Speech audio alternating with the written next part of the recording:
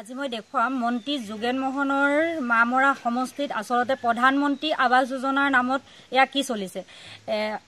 ঘৰ দৰিদ্ৰ লোকৰ 2022 চনতে আবণ্টন পোৱা যি প্ৰথম কিস্তি আৰু দ্বিতীয় কিস্তি ধন সকলো ধন বিজেপিৰ পালিনেতাই উলিয়াই নি আচলতে এইবোৰ ঘৰৰ কোনো কাম কাজ সম্পূৰ্ণ নকৰি জনসাধাৰণক বিপদত পেলোৱা দেখিবলৈ পোৱা গৈছে। আজি 2022 চনতে যি আবণ্টন পাইছিলে এই ঘৰটো আধাখৰীয়া এটা ঘৰ আধাখৰীয়া কৰিলে। এয়া প্ৰথম কিস্তি আৰু দ্বিতীয় কিস্তি সম্পূৰ্ণ ধনে উলিয়াই ঠিকাদাৰৰ হাতত দিয়া হৈছে বুলি ঘৰৰ স্বত্বাধিকাৰী কৈছে। এয়া আমি তেওঁৰ সৈতে কথা পাতিম। আপোনাৰ ঘৰৰ সকলো পইচা উলিয়াই দিয়া হ'ল, কাক দিছিলে? ফোনটো গোহাঁই কোন হয়? ৱাৰ্ড মেম্বাৰৰ কোন হয়?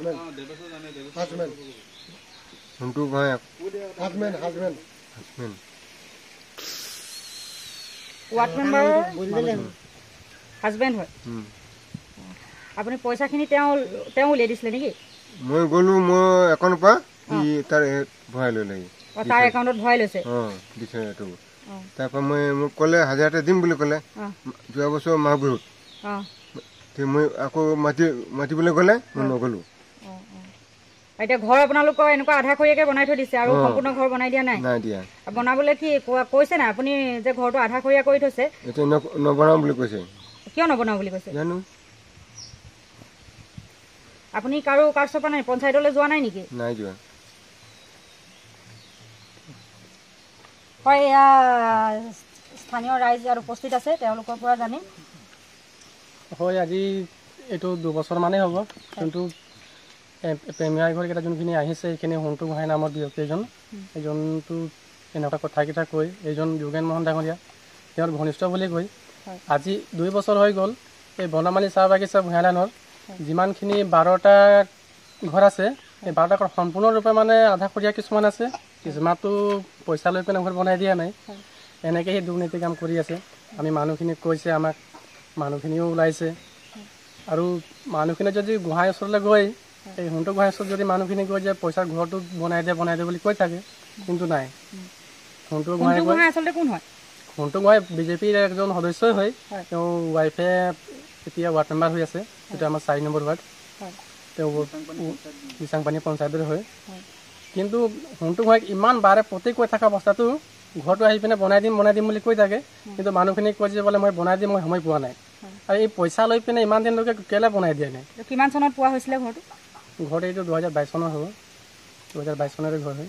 12টা ঘৰে সম্পূৰ্ণ হোৱা নাই? 12টা ঘৰে সম্পূৰ্ণ হোৱা নাই। একেবাৰে কিছুমানতো পইচা লৈ লৈছে, কিছুমানতো আধাখৰীয়া ঘৰ এনেকৈ অৱস্থাতে আছে। আৰু ৰাইজেও এতিয়া ওলাইছে, ৰাইজে ঘৰ বনাই দিয়া নাই বুলি। আৰু গোহাঁইটো নাহেই, যোনটো ঠিকাদাৰ বুলি কৈছে সোণটো গোহাঁই নামৰ ব্যক্তিজনীয়েতো ইয়াত নাহেই। বনমালী জেগাডোখৰতে আমাৰ ভূঞালাইনত এতিয়া নেদেখাই বচাই হৈ গ'ল। আৰু যদি সিহঁতৰ ঘৰলৈ গ'লে বোলে সিহঁতি সোণটো গোহাঁই কৈ যে বোলে মই ঘৰটো বনাই দিম, তোমালোকে চিন্তা নকৰিবা, এনেকৈ বুলি কৈ মানুহখিনিক এনেকৈ থৈ দিছে। আৰু সোণটো গোহাঁই নামৰ ব্যক্তিজনে যেতিয়া পইচাটো PMR ঘৰৰ পইচা সোমালে, তেতিয়া মানুহখিনিক নিজৰ গাড়ী আনি পিনে মানুহখিনিক বোলে একাউণ্টত বোলে মোকেই বোলে কৰি MLA বোলে মোক জমা দিছে, মোক দায়িত্ব দিছে বোলে MLA যে মই ঘৰটো বোলে প্ৰেমাৰ ঘৰকেইটা মই বনাই দিব লাগে, এনেকুৱা বুলি মানে প্ৰমোচন দি পিনে সিহঁতক লৈ গৈছে গাড়ীত উঠাই। মানুহখিনি কৈছে বোলে মই নিজে ঘৰটো বনাম, প্ৰেমাৰ ঘৰ মোৰ আহিছে।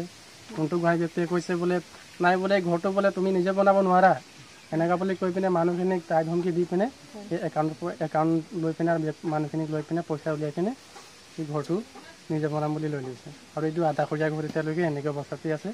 মানুহখিনি বহুত হাৰাশাস্তি হৈছে। মানুহখিনিতো কিছুমানৰ ঘৰেই নাই এনেকৈ থাকিবলৈ। চৰকাৰী ঘৰত পাইছে, ভালকৈ থাকিম বুলি চৰকাৰে সুবিধা দিছে বুলি মানুহখিনিক ভাবিছে, কিন্তু এয়া ঠিকাদাৰে এনেকুৱা অৱস্থা কৰিব বুলি আমিও ভবা নাছিলোঁ। এয়া আজি বনমালী চাহ বাগিচাৰ ভূঞালাইনত যি প্ৰধানমন্ত্ৰী আৱাস যোজনাৰ নামত এছাম ঠিকাদাৰে যি লুণ্ঠন চলাই আছে, এটা 12টাকৈ ঘৰ PMY ঘৰৰ যি প্ৰধানমন্ত্ৰী আৱাস যোজনা যি ঘৰ দিছিলে, 12টাকৈ ঘৰে সম্পূৰ্ণ হোৱা নাই বুলি আজি ৰাইজে অৱগত কৰিছে। এটি ভাৰত পৰিচিন্তা ফটো।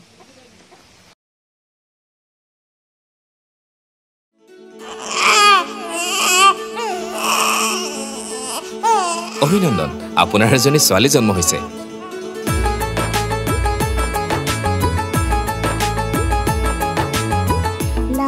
আহিয়ে